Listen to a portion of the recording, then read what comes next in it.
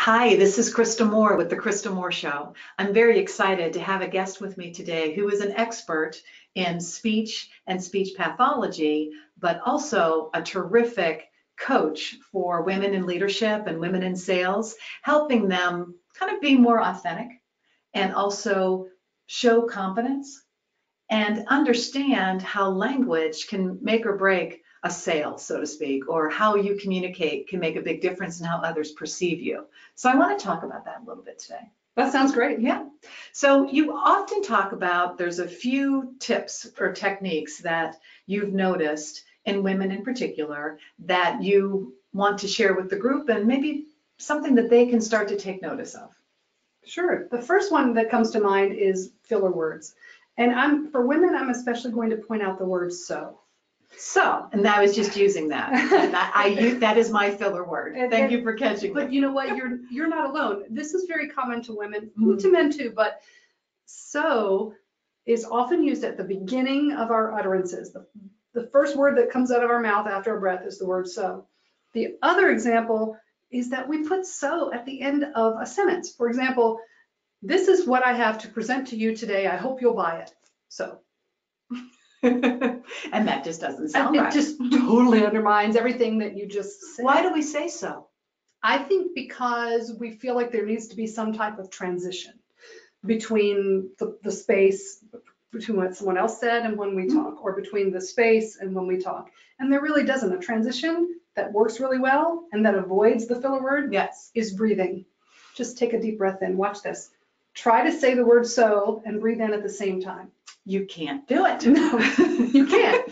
If you know that you're tending to say the word so or like or any other type of filler word like that, just be aware and breathe in instead.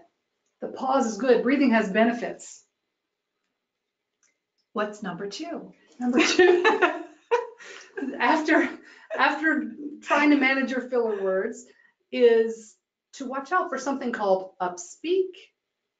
I see this frequently, and more so in women than men, for sure. It is not uncommon in men, but it is definitely much more common. So give us an example of that.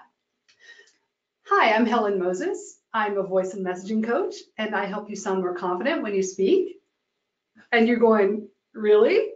I don't think so. And then how should that sound? It should sound something like this. Hi, I'm Helen Moses, your voice and messaging coach. I can help you sound more confident when you speak. And I noticed that you're kind of staring it down. That's right. You talk about that a lot. Speak down the stairs, period.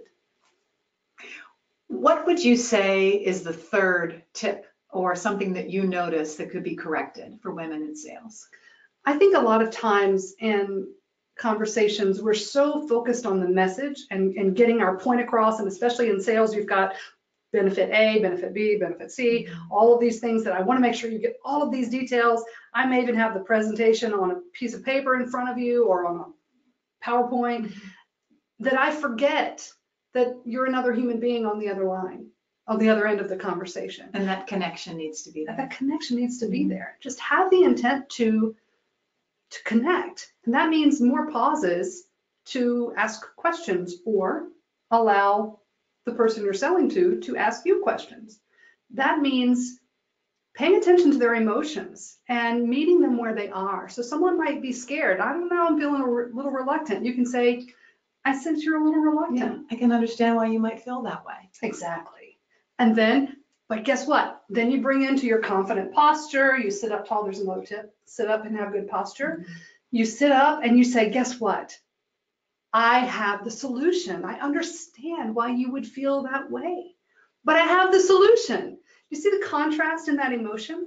There's a very big difference there.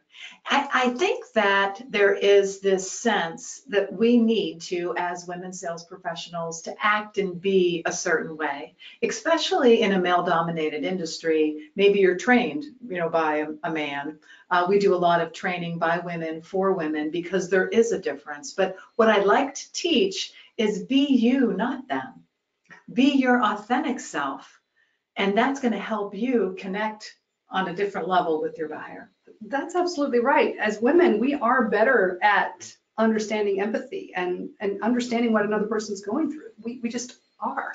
And we're not saying be mushy and gushy and No. feely. All of that is just part of maybe who you are, but asking and really listening and connecting, looking them in the eye, That's shaking right. your head, Yes. being able to be hearing what they're saying so that when you can regurgitate back, I understand that this, and this is your concerns, and let me describe to you what I can do to help you, meet your challenges. Yeah. It's about focusing on the relationship, Mhm. building and establishing that rapport before you go on to try to make the sale. And it's about them, not about you. Absolutely. It's all about the customer. So that fourth, kind of concept of connection, I think is really critical for women in sales. Mhm. That they don't have to go in and just be, the dictator, or this is how it is, this, and this, but rather listening and asking and use those authentic feminine skills. Yeah. One thing that you just said made me think about another thing I like to talk about is being in alignment, having your message, your Mhm. intention, your facial expressions, your voice be all in alignment. And if you think you have to go in there and be all professional and not professional, but salesy and I understand what I'm talking about and I have to be this way, but inside you where this doesn't feel right and like in this awkward suit and people can tell. And then that means they're not going to trust you. But if you go in there as you, knowledgeable about what you're selling, understanding what their perspective is and what their challenges are, and presenting it so that it's a win for them, then it's a win for you. Mhm. And doing that confidently. Yes. Great. Thanks so much for those tips. And I'm sure that our audience will certainly take them back and use them in their day-to-day work. Thanks so much, Helen. You're welcome. Thank you. Mhm.